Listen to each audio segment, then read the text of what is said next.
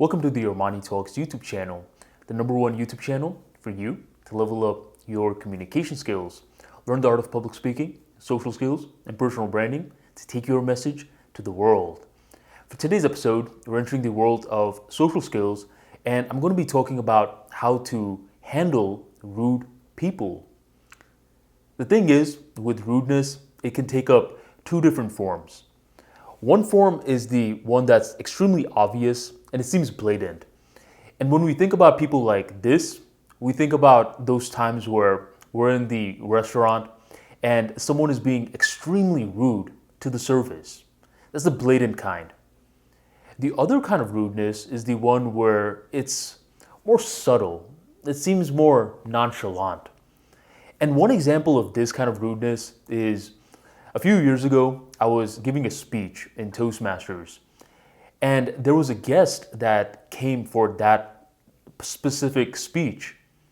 And I kid you not, the entire time that I was giving the talk, this dude was on his phone, just texting away, giggling away, doing who knows what in his phone. Now, mind you, I've had individuals who pulled out their phone as I was giving a speech beforehand, but eventually they put the phone away. With this guy, he was on the phone the entire time. And even though he wasn't directly insulting me, calling me a mean name, anything like that, I thought that behavior was extremely rude. That was subtle rude. Whatever the case is, the effects are the same. When someone is rude to you, your emotions spike up and you get pissed. A part of you wants to deal with them so they know how to act right. But that's not always the socially intelligent move, because rudeness is something that's on them. If you're close to the individual, then it's best that you let them know, because they're not always aware. But if you're not that close to the individual, at times you'll realize that it's not worth your investment to recorrect this individual's behavior. You got better things to do. So in today's episode, I'm going to be dropping a mind hack, rudeness edition, for you.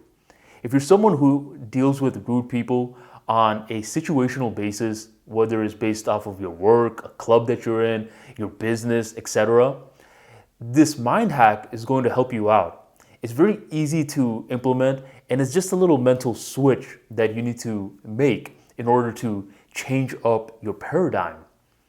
But for you to understand this mind hack, you need to first understand the origin stories behind it. So I want to tell you the origin stories, but before I do, make sure you drop a like right on below.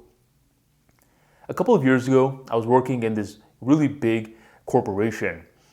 And in any big corporations, there's two main groups that have to interact with one another. One side is operations, and the other side is IT. IT is super technical, and operations, they're not that technical at all. Well, in my company, I was working in the IT side. I was in the super technical position. And what would happen is, as a few weeks went on by, the managers from the IT and the operations team were just going back and forth. It just felt as though no matter how hard they tried to communicate with one another, they just couldn't. It's like they were speaking different languages. Well, one day I go into the meeting call and I could see my manager yelling at the operations manager, and our teams were just going at it back and forth. They just weren't understanding. But for some reason, I was able to understand where the operations team was coming from. So I told my manager, yo, my friend, just give me 1 day to talk to that manager. I'm sure I could get everything worked out. So my manager gave me a day. The next day, I spoke to the manager and I explained everything in non-technical terms, non-engineering terms, so operations could even understand it. Well, the next day, this guy was impressed and the whole issue ended up getting resolved. And on that incident, what this manager said to my manager was like, look, fam, I don't want to see you again. I want to see this kid from here on out. I want all our works to go through this guy. Now, part of me felt good, but another part of me didn't like this. I liked being an engineer. I liked doing the technical work, and now I have to be some kind of liaison between two different groups. Whatever, it's going to be a great experience. The next week, I start this new liaison position where I'm supposed to be talking from one group to the next. I get placed near one of the operations team. His name is Mike. Now, Mike is, I would say, in his mid 40s. He looks like a grumpy man, wrinkled face. He doesn't look 40, by the way. He looks like he's in his 60s. I feel like he's extremely stressed out. Well, one day, he calls me and he's like, yo, Armani, the printer is broken. And mind you, this isn't any kind of printer out there. It's called a zebra printer.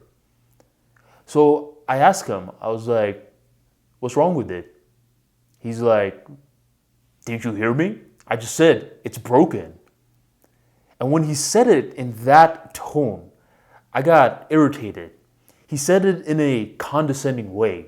He said it in a way where it's like, just shut up and fix it. But he didn't give me enough details. So I was like, well, how is it broken? And Mikey was getting pissed at this point. He says, aren't you listening? I just told you that the printer is broken. Now at this point, I'm getting heated. I want to just see Mikey's face. I want to punch him in the face, specifically in the nose. But I can't do that. It's because I'm at work. All right, Armani, just cool down a little and see how you can work with this guy. This time, I specify the question. Okay, what is the printer normally supposed to do? Well, when I click this button, it's supposed to print out barcode labels. Ah, that's why they call it zebra printer, because the barcode looks like a zebra. I'm starting to put some stuff together. All right, and what is it doing today? When I click this button, it's not printing it. Ah, so it's not printing the zebra labels. Okay, we're getting somewhere.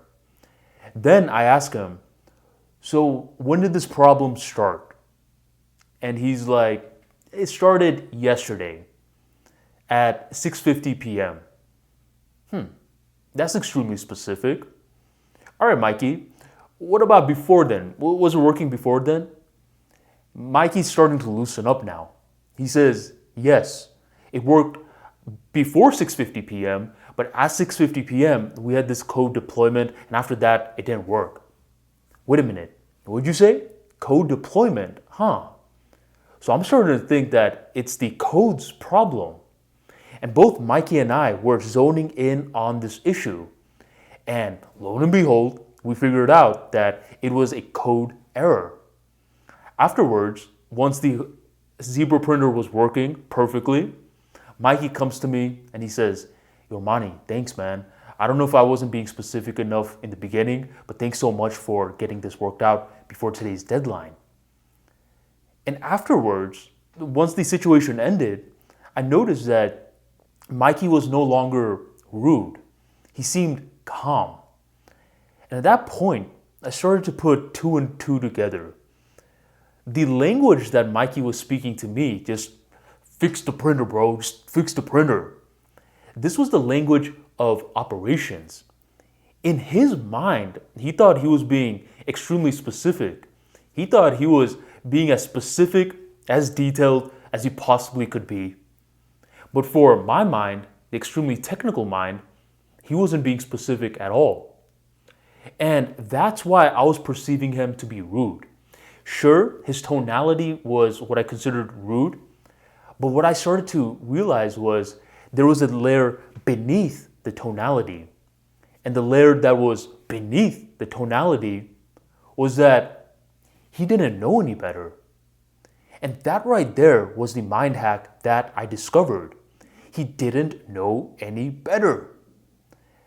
I remember there was this one time when I was a little kid, I went up to my teacher and I asked her how old she was in front of a bunch of other teachers. And she pulled me to the side and she's like, Armani, do you know it's very rude to ask a woman her age? You don't do that. Now, mind you, I wasn't trying to be rude. I just didn't know any better. So if you can understand this mind hack that a lot of rude individuals don't know any better, your perception starts to warp. Rather than feeling resentful, wanting to punch them in the nose, you start thinking, this guy really doesn't know any better. Afterwards, I started to think about Mikey. I'm like, this guy's in his mid-40s. He is in this information age, this high-tech age, and he can't even clearly explain what's wrong with the printer. I kind of feel bad for him. Once my perception shifted like that, I was able to work with Mikey much better, and it was much easier for me to get recognition at my corporation. A lot of the other managers took notice that I was able to deal with rude personalities like Mikey. So what you want to do is you want to start asking yourself if these people know any better, because your ego may perceive it as they should know this, they should know that. But in their world, they're operating from a completely different level of experiences. So, nah, man, they may not know any better.